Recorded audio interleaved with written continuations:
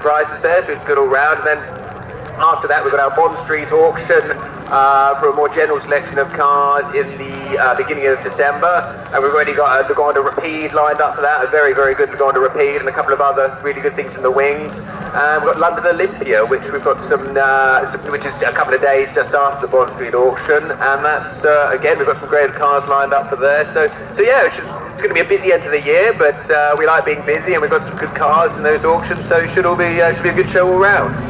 Your HQ in Bond Street is magnificent. I mean, it was a real stride forward. I mean, it was always a wonderful location. I used to work around the corner and it was where I come down and join my free art show and assure you, because you're always exhibiting what was coming up in August. You always welcome everybody in. And I'm often at lunchtime to pop in and go and have a look. But now the new showrooms, the presentation, your office accommodation, but you must travel all over the world because you don't actually sit in Bond Street very often, do you? Yes, well, the cars don't often come to you, really, so you've always got to be out on the road seeing the cars, or, you know, getting into a plane to fly out and see the cars, so, but it's great fun, really. You get to see a lot of interesting cars, obviously, and you meet a lot of interesting people, and it's a bit boring just sitting in an office. It's much more interesting going out and seeing cars and their owners, so, yeah, it's good. But our Bond Street HQ is terrific. It was always a dream of Robert Brooks to have a big car auction right on Bond Street, so now we've got a full-size car here to get 30 cars to our HQ right on Bond Street, the heart of the West End. So yeah, it's terrific. It's terrific. If there's anybody listening that's never been there, they should come along. It's an amazing venue to sell cars. Tell me, last one. So, looking ahead, where are you going to spot the cars that we have forgotten about and we should be looking at, not as an investment, because I find the word slightly vulgar, because I think cars, like pretty girls, should be out and enjoyed and shared. I quite agree, yes. Well, cars are built for driving, so yeah, they need to be got out and used, really. They're not doing anybody good. Just sitting in a garage, and obviously a car just deteriorates sitting there. So yeah, I mean, it depends what you want to do, really. But there's still plenty of good cars lurking out there, and we'll have to we try and dig them up and get them sold to people that are going to use them and enjoy them on all these great events the VSCC and other clubs do. So yeah, we'll keep busy, and we'll find some more good cars for the VSCC, I'm sure. Great. Well, thank you, John. One of our major sponsors with the VSCC. You've been hugely back to us for a number of years, and we continue with that. So many thanks indeed. Back to you, boys.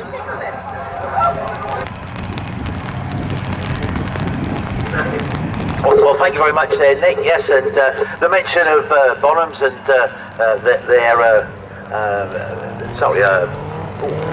veteran, I've got to get this right, veteran auction has led Guy and I to sort of reminisce about the London Brighton run. I've done the finish now for about 10-11 years, and Guy tried to finish it, but never quite got never achieved the finish. We've we marshalled the start from 1982 with the 750 Motor Club at Hyde Park Corner. I ended up being a sector marshal at the start, which was great fun, and then we were bitten by the bug. So with a Curve Dash Olds, and more recently a 1900 Renault, we tried. I think if you Google London to Brighton failure to finish, you still have the ITN News interviewing me at Hyde Park when we're desperately trying to change our inner tube on the automobile. But we used Bonham Services to move our Renault on a couple of years ago with its entry for the 2016 run, and we're very pleased with the price they returned it. So it's a personal recommendation of the Bonham service.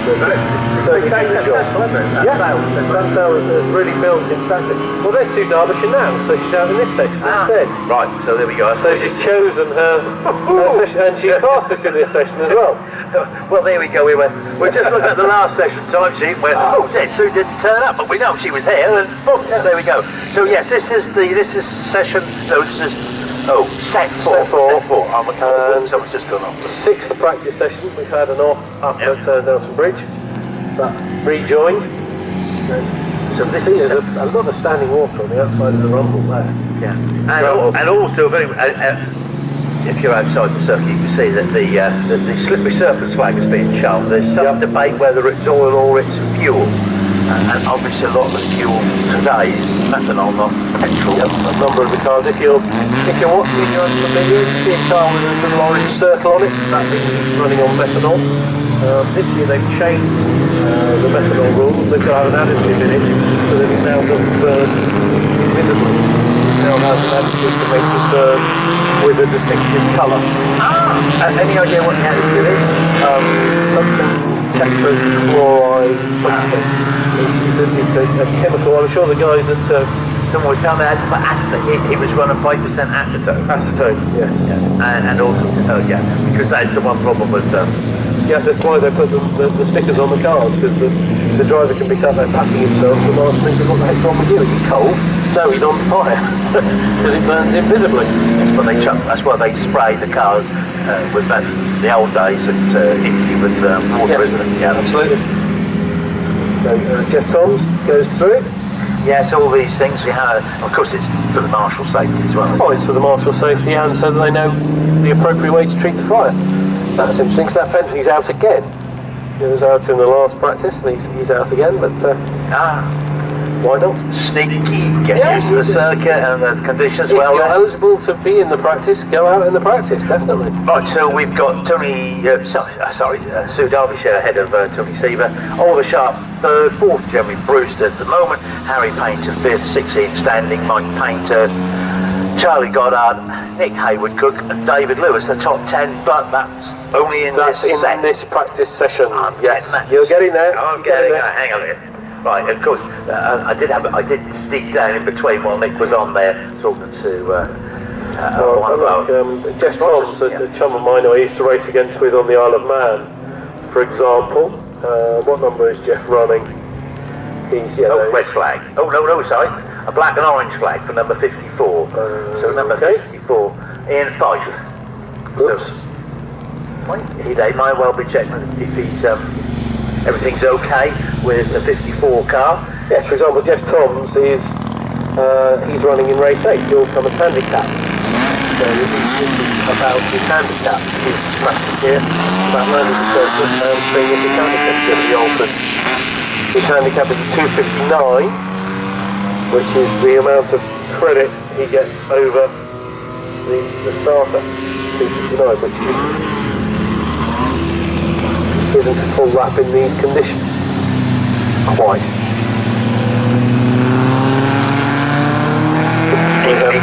A slowing, pulling off the Lagonda, pulls off on the start-finish straight, gets right over to the Armco. That was a very sudden decision, but safely in. It's Dr. Ian Fife, isn't it? Yes. The Elvis, yes, who's been asked to make a detour into the pits. Yeah. God, you have to keep working away on the program. Juggling around. Yeah, juggling around, which is who, yeah. So here's the driver trying to get over the Armco and away from his Lagonda, yep, successfully. I think it was a Lagonda. Can't quite make out the number from here.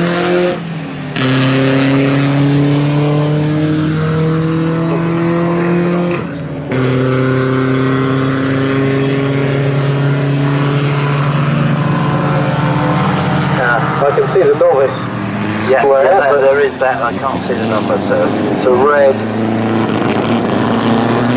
carbon facing away. That's lights on very wisely. It's about to say the same thing. Well, in these conditions, make it as viewable and as visible as possible. It's a wise move. So it's about 8 minutes left of this practice session if we run to a full 20, so we'll be breaking for lunch later than advertised, but still not bad going in these conditions. We haven't had a red flag, no stoppage. Haven't had a full-on one, no full course red. So all good. Credit to all the drivers. Yep.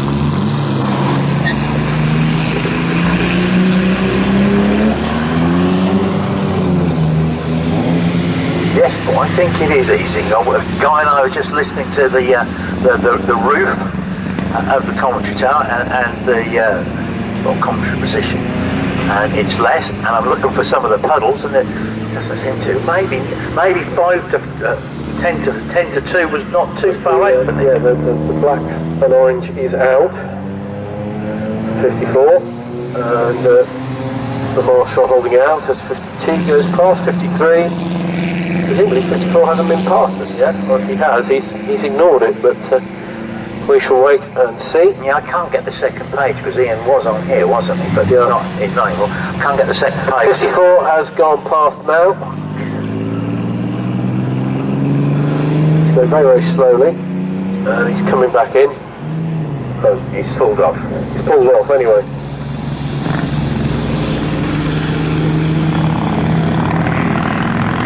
And just slapped a reverse gear and pulled into the scrutineering section, just the route behind the scrutineering section.